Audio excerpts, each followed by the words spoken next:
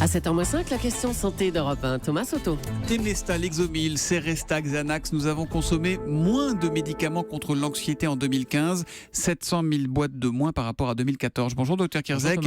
Et ben voilà enfin une bonne nouvelle. Pourquoi c'est important de ne pas trop en prendre de ces médicaments ? Ah oui, c'est une bonne nouvelle parce que si vous prenez trop de ces benzodiazépines, c'est la molécule chimique, vous allez vous y habituer, vous n'allez plus pouvoir vous en passer, donc on va rentrer dans des phénomènes de dépendance aussi bien physiques que psychologiques.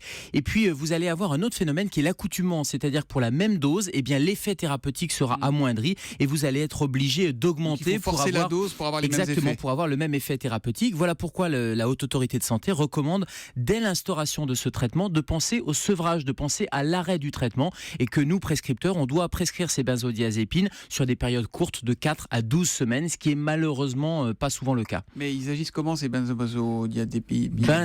Benzodiazépines, Thomas. Alors il y a deux catégories de benzodiazépines.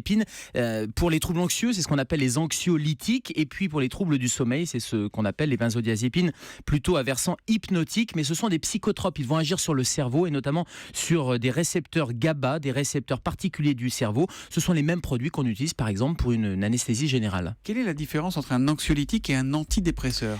Ce n'est pas la même chose. L'antidépresseur, il va lutter contre la dépression, donc il va plutôt lutter et booster l'élan vital, diminuer la tristesse, alors que les benzodiazépines luttent contre l'anxiété. Donc le mécanisme n'est pas le même, les récepteurs ne sont pas les mêmes au niveau du cerveau, et puis la durée d'action et même le délai de mise en œuvre n'est pas le même, puisque les antidépresseurs agissent un peu à retardement, d'où souvent la coprescription. Il y a les deux, il y a les benzodiazépines qui vont agir rapidement sur l'anxiété, et puis en parallèle, on introduit les antidépresseurs pour pouvoir avoir un effet un peu plus retardé. Et dans les deux cas, il y a le même risque d'addiction ? Oui, dans les deux cas, il y a le même risque de dépendance. Un peu moins pour les antidépresseurs, il y a moins de dépendance, moins d'accoutumance. C'est surtout vrai pour les benzodiazépines et c'est valable pour toutes les benzodiazépines. On a un peu l'impression que certaines sont un peu moins dépendantes. On va être moins dépendant de ces benzodiazépines. Non, toutes ont le même effet à moyen terme. Dernière question, vous évoquiez les somnifères. Est-ce que l'abus de somnifères peut littéralement flinguer le sommeil ?